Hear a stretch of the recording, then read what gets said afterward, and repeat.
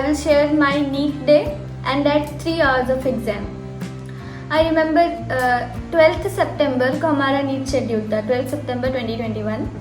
तो उसके एक दिन पहले से मुझे समझा दिया गया था हर जगह से कि you have to take a very good sleep, you don't have to be anxious. ये तो हर जगह से आपको सुनने मिलेगा, ऐसा फीलिंग आएगा टेंशन नहीं लेना, टेंशन नहीं लेना, but there will be tension का माहौल।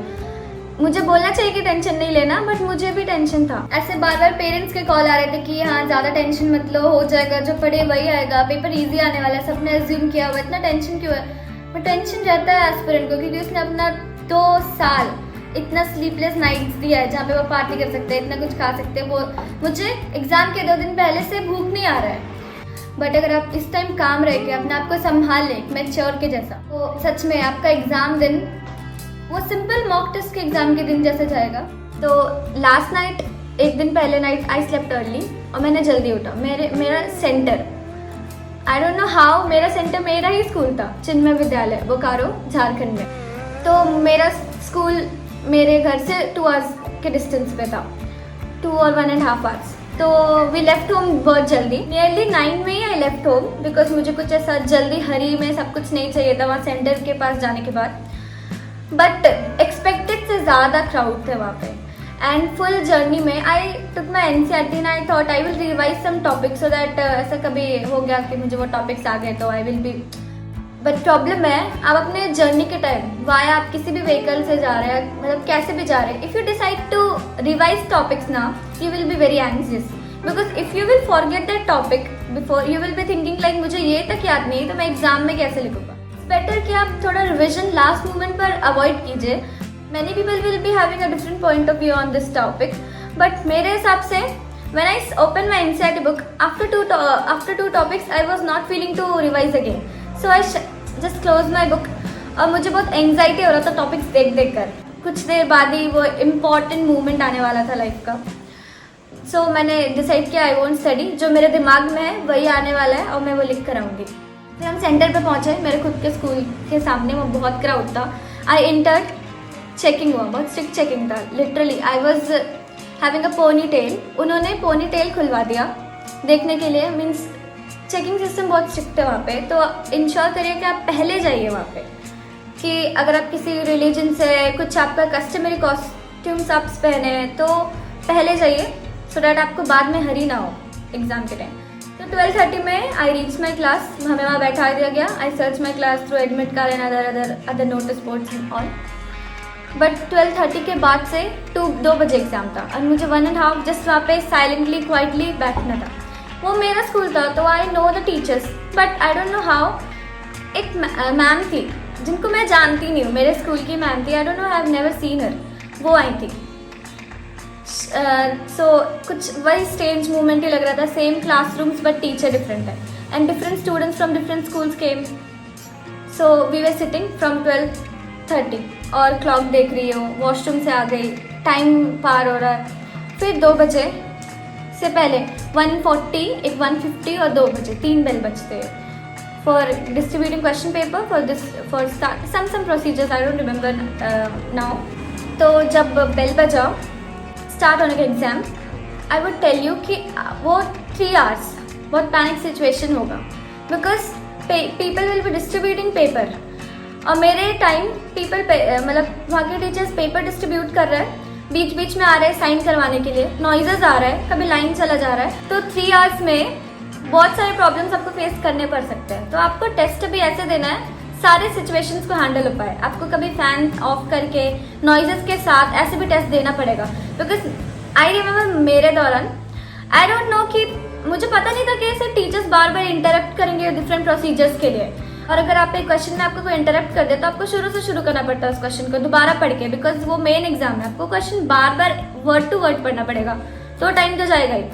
और मेरे दौरान बार बार टीचर कभी इस पेपर में कभी उस पेपर में साइन करवाने आ रहे हैं। आई वॉज गेटिंग पैनिक कि बार बार क्यों आ रहे हैं, एक बार में क्यों नहीं जा रहे हैं। वहाँ पे 1 मिनट वेस्ट करना मतलब एक क्वेश्चन वेस्ट करना।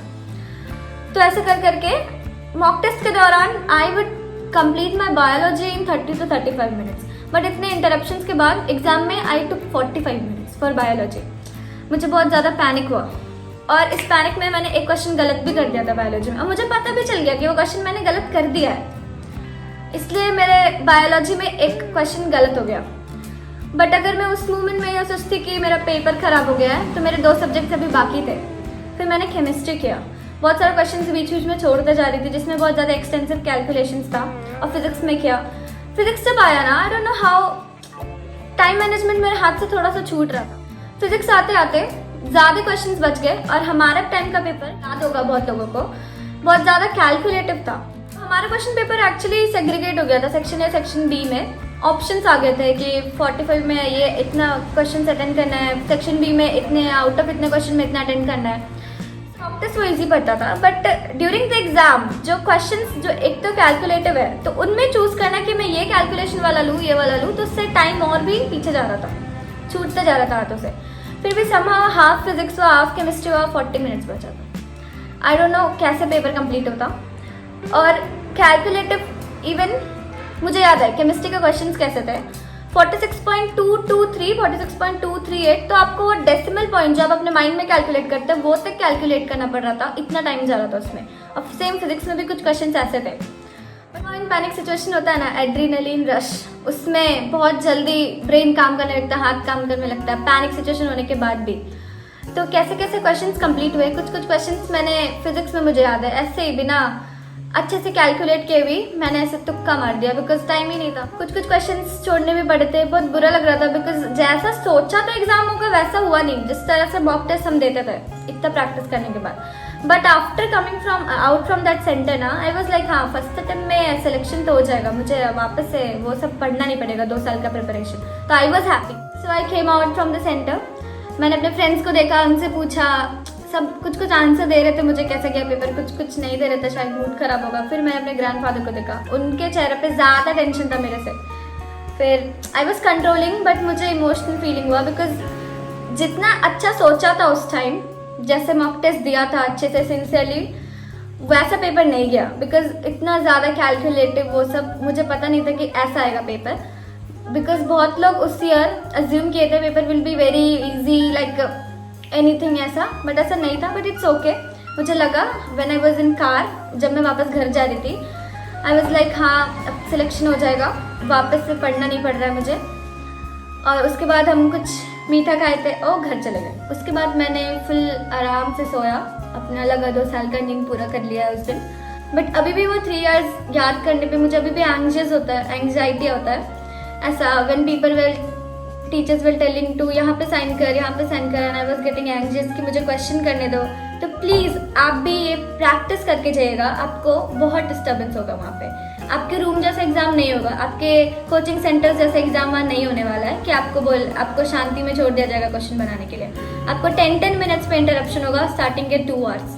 उनको जो डॉक्यूमेंट्स में साइन कराना है वो करवा के चले जाएंगे, उनको फर्क नहीं पड़ेगा कि बच्चा कोई क्वेश्चन कर रहा है कि नहीं। तो ये मेरा नीट टेक एक्सपीरियंस था। All the very best, bye.